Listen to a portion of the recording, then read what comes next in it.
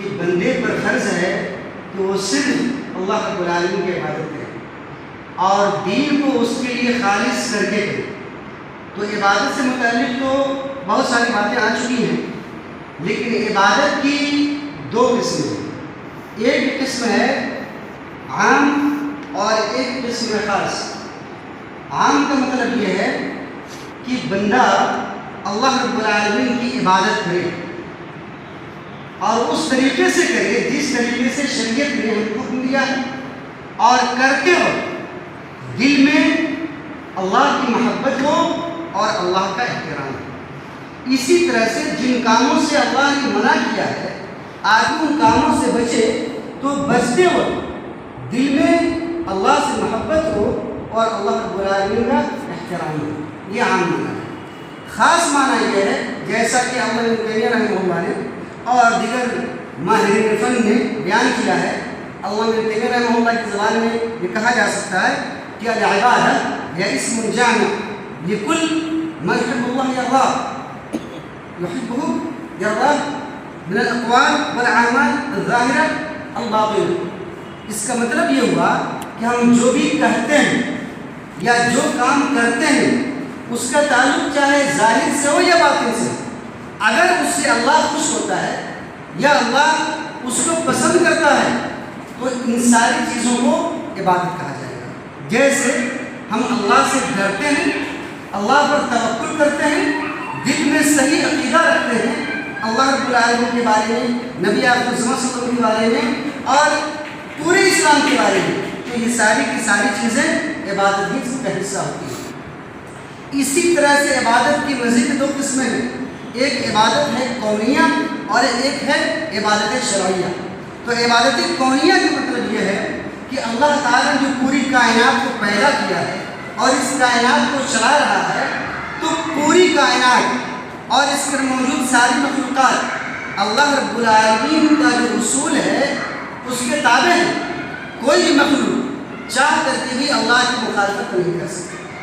اور اسی کا تذکرہ کرتے ہوئے قرآن نے کہا سورہ مریم کی آیت نمبر 93 میں کہ وَإِن كُلُّ مَن فِي السَّمَاوَاتِ وَالْأَرْضِ إِلَّا آتِي الرَّحْمَنِ عَبْدًا، کہ آسمان و زمین میں جتنی بھی مخلوقات ہیں، جتنی بھی چیزیں ہیں، جتنے بھی انسان یا جنات ہیں، یہ سبھی کے سبھی اللہ رب العالمین کے پاس عبادت گزار بن کر آنے والے ہیں۔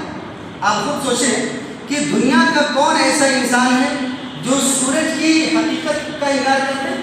کون ایسا شخص ہے جو بارش کے فاریت سے وہ منکر ہو جائے؟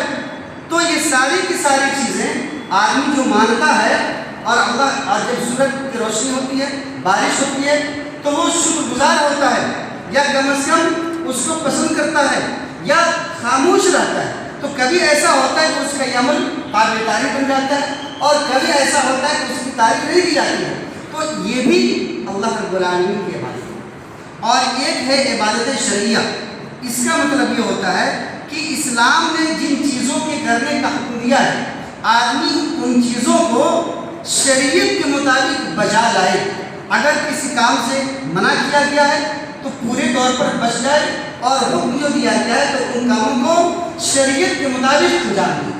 اور اسی کا تذکرہ کرتے ہوئے اللہ رب العالمین نے سورہ فرقان کی آیت نمبر 63 میں ارشاد فرمایا وَعِبَادُ الرَّحْمَنِ الَّذِينَ يَمْشُونَ عَلَى الْأَرْضِ هَوْنًا، کہ اللہ کے جو نیک بندے ہیں وہ ایسے ہیں جب وہ زمین پر بھی چلتے ہیں تو جھک کر کے چلتے ہیں، ان کے اوپر وقار ہوتا ہے، ان کے اوپر سکینت ہوتی ہے، اللہ رب العالمین کا خوف ہوتا ہے، یعنی ان کے اندر غرور نہیں ہوتا، کیونکہ غرور کو اللہ تعالیٰ ناپسند کرتا ہے۔ تو غرور سے بچ کر سکونت کے ساتھ، سکینت اور طمانینت کے ساتھ، وقار کے ساتھ چلتے ہیں، تو یہ اللہ رب العالمین کے نیک بندوں کی خوبی ہے۔ تو یہ ایک عبادت ہے۔ اسی طرح سے کہا کہ دین کو اللہ کے لیے خالص کر کے عبادت کی جائے۔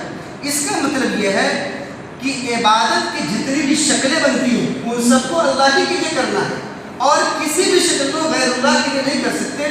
یہاں تک کہ کوئی مقرر فرشتہ ہے، کوئی العزم رسول ہے، اس کی بھی عبادت نہیں کی جا سکتی۔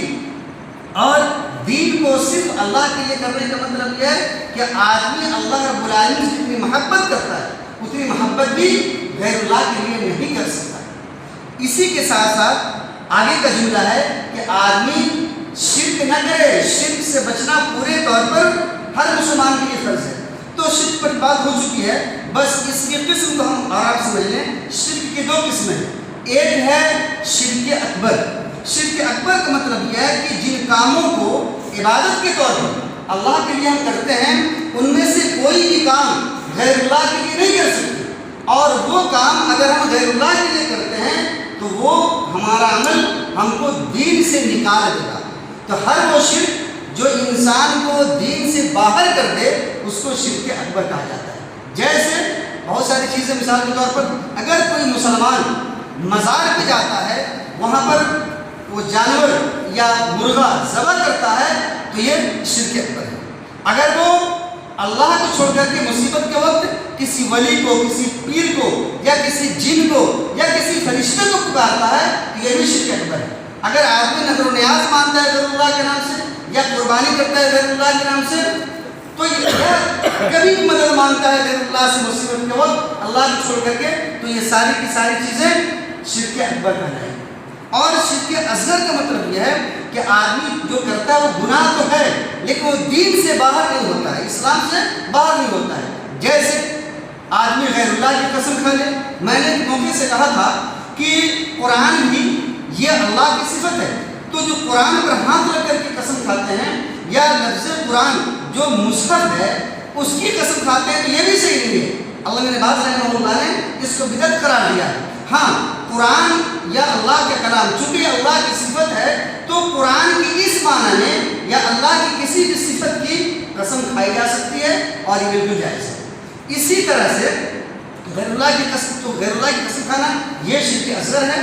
اسی طرح سے ہم نماز پڑھتے ہیں، روزہ رکھتے ہیں، اس میں ریاکاری آ جائے تو ریا یہ بھی شرک اصغر ہے۔ اسی طرح سے آپ دیکھیں گے کہ بہت سے لوگ کیا سوچتے ہیں، جا رہے ہیں بلی سامنے سے گزر گئی، لوگ کیا سوچتے ہیں کہ آج ہمارا راستہ خراب ہو گیا، ہمارا راستہ کٹ گیا، آگے بڑھیں گے اس کو کراس کر کے کوئی مصیبت آ جائے گی، کہیں پر ٹھوکر لگ جائے گی۔ تو اس طرح کی سوچ بھی، ایسا عقیدہ بھی یہ بھی شرک اصغر ہے۔